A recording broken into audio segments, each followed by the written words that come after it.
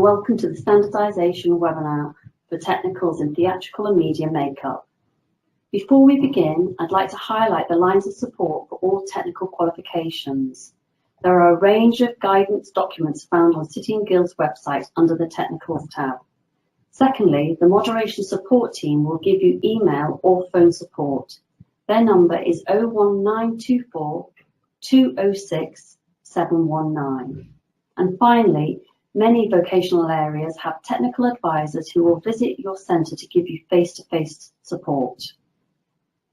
City and Guilds have recently produced some bite-sized webinars which give generic guidance, but today we aim to give you support using some learners' work from last year's Synoptic assessment in media makeup.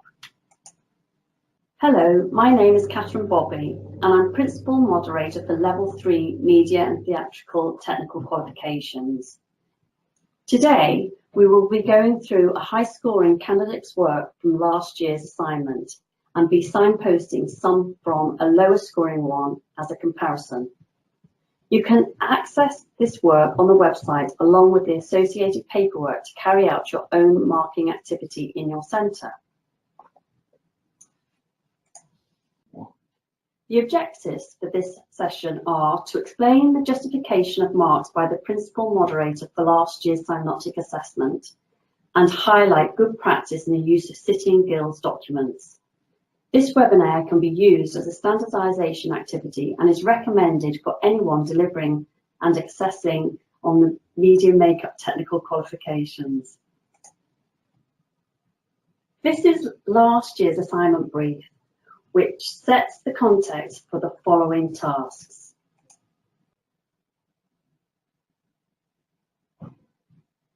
This is task 1. This is your research task, and your research will be based on the 3 looks: historical, modern, and body art. And don't forget your skin camouflage. This can be covered in any look. And then for assessments, we need your written summary of your findings and the completed lookbook of the designs for your 3 looks. Task 2 is the practical side of things. So again, you're going to recreate based on your research, look 1 historical, 2 modern, and your body art. And again, based on your research, the camouflage you're going to do. And then to hand in, you need your research from task 1, and then your completed photograph evidence and your evaluation for each of those looks. Task 3 is your evaluation, as I've already mentioned. This needs to be completed after each look, each practical look: modern, history, and body art. So this is the high scoring candidate we're looking at. And as you can see, it's very well presented. With the mood board, the written explanation. So it's quite clear where she's getting her influences from for her final looks. The mood board was quite small, but this candidate has extracted all the information and printed it and typed it up for us. Good costings, which are realistic for industry, and good timings, clearly stating what she's going to do when, and good referencing all the material that she's looked at. Same principle for the modern look, and same format, which it makes it very clear for a moderator to read.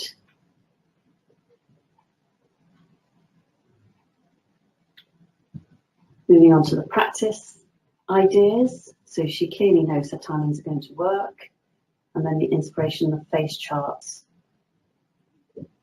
she's experimenting with.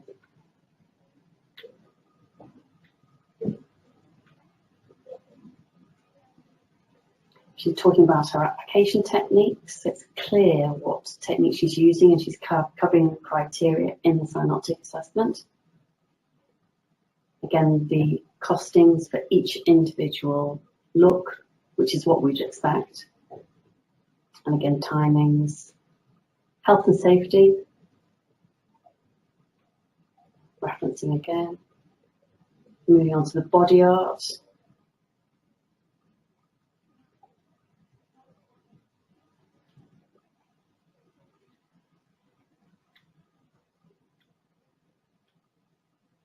and then finally her evaluation. And her evaluation, she split into the whole procedure, from her planning, her preparation, her timings, her makeup, her hair. So she's clearly looked at every single aspect of her application. Each look.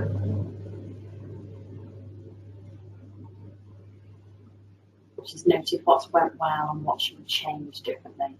Next we have the photographs. We're going to go over this in more detail, but we do want one photograph per page so that the moderator can zoom in and see the detail of the work. If we've got too many images on one page, we just can't see it as moderators. This is the declaration of authenticity, and this is what we need for each candidate, clearly stating whether they've had additional support or not, and that it is their own work.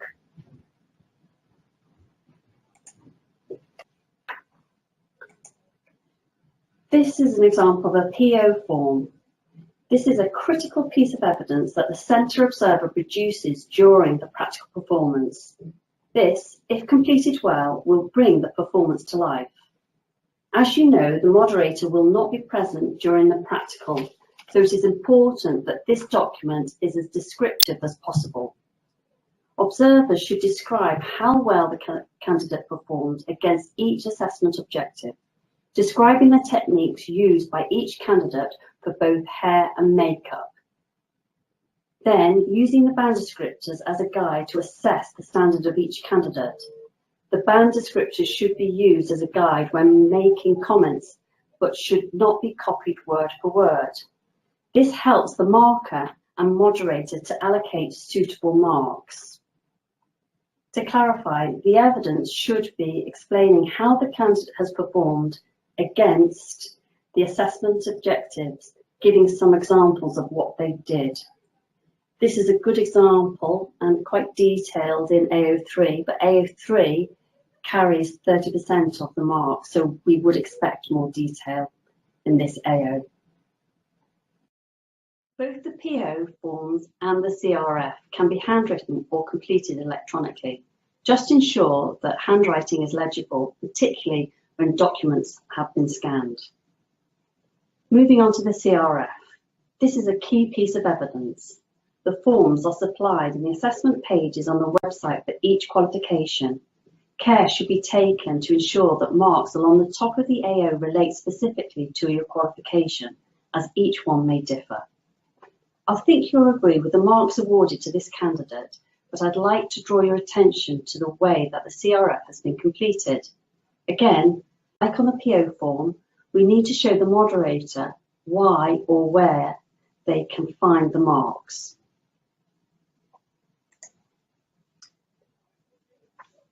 As you can see, this is a very detailed CRF form. If we look at AO1, this has been awarded 6 out of 6, as it shows a comprehensive, accurate, confident level of recall. This can be found in the candidate's Task 1 in-depth research, and also the tutor has clarified recall of knowledge by recording questions asked and answered given on the Theatrical and utilising their research, applying recall of knowledge through the 3 completed looks. If we relate this to the band descriptors, we can see that the justification comments make reference to the bands but do not copy the wording. Without it, also evidencing areas in the assignment where knowledge is shown. A lower level candidate may have limited or basic research in Task 1 and limited use of resources. They may also have elements of the practical missing. AO2 is understanding. There have been 9 marks. Sorry about that. We're still looking at AO2, understanding. There are 9 marks available, 15% of the total marks. Again, we're looking at understanding from across the qualification in sufficient depth and detail to allow the candidate to demonstrate comprehensive understanding in order to score higher marks. AO2 has been awarded 8 marks, as a candidate shows understanding from across the qualification. The candidate could have achieved the full 9 marks by allotting as much time and depth of research and planning for body art, which I think you'll agree was not quite done here. A lower level candidate may have used a more bullet point style when responding to the brief, so would lack the ability to show deeper understanding, and they may not have shown understanding or justified their decisions during the evaluation. During the verbal questioning, they may have given basic answers. AO3 is application of practical and technical skills. There are 18 marks available, 30% of the total marks. This AO is looking for candidates to demonstrate high levels of skill in practical tasks and to consistently show high levels of enthusiasm and professionalism during these tasks. A major focus of this AO is also industry performance and timescales. Remember that candidates will also show evidence of all other AOs when carrying out the practical activity. For AO3, this candidate scored 17 out of 18. 1 mark was lost on the camouflage where the wording was concealed, but it was not a great colour match. A candidate scoring lower here may show signs of good skills, but a limited technical range, lacking in consistency when linking planning to practice, with poor time management and poor communication skills. AO4 is bringing it together. There are 18 marks available, 30% of total marks, which shows the importance of this within the qualification. This AO is looking for the candidate to show their breadth and depth of knowledge, understanding and skills and bring them together to deal with new situations or adapt their practice to solve problems. This AO is examining the candidate's holistic approach to their work. For AO4, this candidate scored 17 because the candidate's evidence was supported for all 3 looks from planning, research through to practical elements to recreate successfully a portrayal of the era, showing creative flair for the modern interpretation with innovation and creativity. 1 mark has been missed due to little justification of features and benefits of products used in her costings. A lower scoring candidate may have lacked creativity in planning and creation. We see that lower scoring candidates often submit an evaluation as a step-by-step of what took place rather than a true reflection and justification of their work. AO5 is attention to detail and perfecting. There are 9 marks available, 15% of the total marks. This AO is looking for the candidate that is consistently focused on tasks and goes as far as checking themselves afterwards or altering their practice due to their own evaluation. For AO5, this candidate has scored 8 out of 10 due to submitting a good range of sketches with a realistic budget reflective of the industry. Good photographic evidence to support the work, including an evaluation critiquing their own work with a marker's commentary to support this. We might see a lower level candidate who has not used the time efficiently to correct, modify, or perfect the hair and makeup. I'm going to spend some time now on common pitfalls seen in the 2018 submissions. Most questions can be answered by carefully reading all the guidance in the Synoptic pack. If the models allocated to learners are challenging or difficult, it must be explained in the PO notes to enable the moderator to get a clear view of the performance.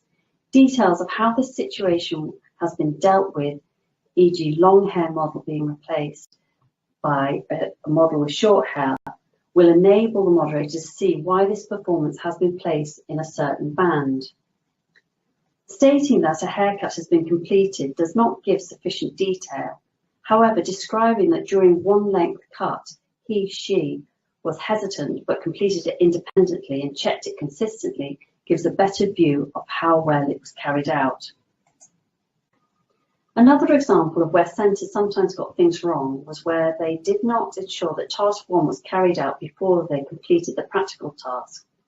We are now looking at 2019 Synoptic Guidance, where it clearly states research must be submitted to the tutor for approval before the candidate can begin task 1, and that Before they start task 2, they must have completed task 1.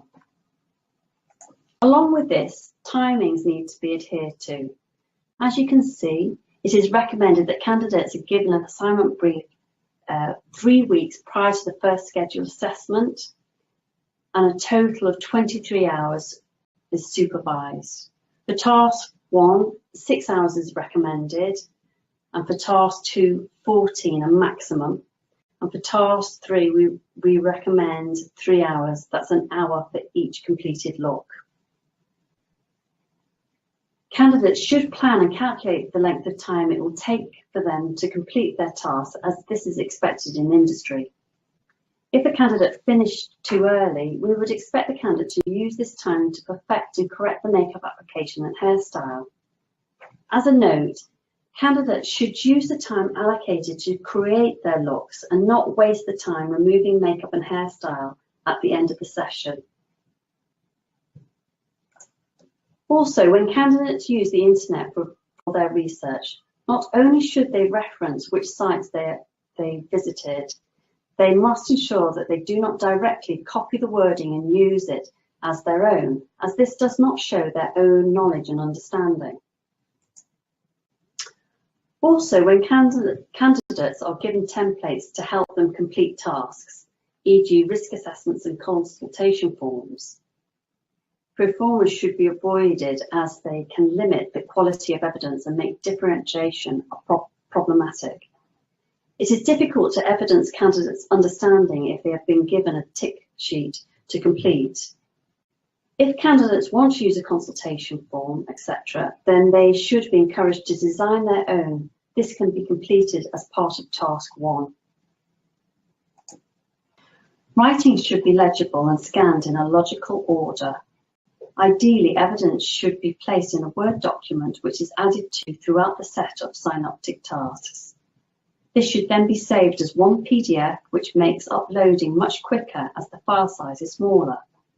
Please refer to the City & Guilds website to access the document called Requirements for Uploading Evidence.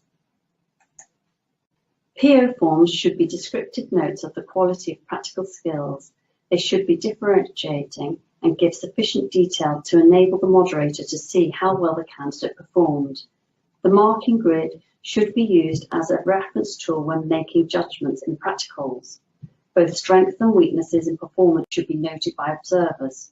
This way, it is easier to mark once all the tasks have been submitted, and the moderator will see that everything has been taken into account. Remember that marks are awarded when all tasks have been submitted, and PO forms which describe similar performances should be given similar marks. If elements of the assignment brief have been missed, or a candidate has decided to leave an element out, then they cannot score full marks. Candidates can perform differently to expectations. The PO notes should not refer to what the candidate is usually able to do. They should only refer to what they did on the day. They can also perform differently on different days, so PO forms should encompass the mixed range of ability within their tasks. If they did well with one practical task but less well with another, this should show up and will affect their overall marks. Some candidates are better at makeup than hair, for example. But the evidence has to be reviewed by someone who may not have seen the assessment and who is not familiar with the centre approach or the learner. It needs to be completely clear, coherent and comprehensive. A moderator has to use not only the tutor's descriptions, but the candidate's evidence. There should be no discrepancies. Photographic evidence must be of good quality, only one photograph per page, so a moderator can enlarge the photographic evidence to see the detail. In this photograph here, the work's lovely, but we cannot enlarge it to see the detail. Before we close, I'd like to point you to the support I've touched on earlier. Resources specific to technicals can be found here on the City & Guilds website. I would also like to draw your attention specifically to the Qualification Report, which details the data from 2018 results, along with hints on how to avoid some of the pitfalls that centres may have fallen into in the 2018 series, some we have already touched on. It includes narrative on the Synoptic assignment along with 2 external exams. I'm sure you will find this very helpful. Pages 10 and 11 shows examples of specific AOs where candidates have struggled, along with those which were engaged with well.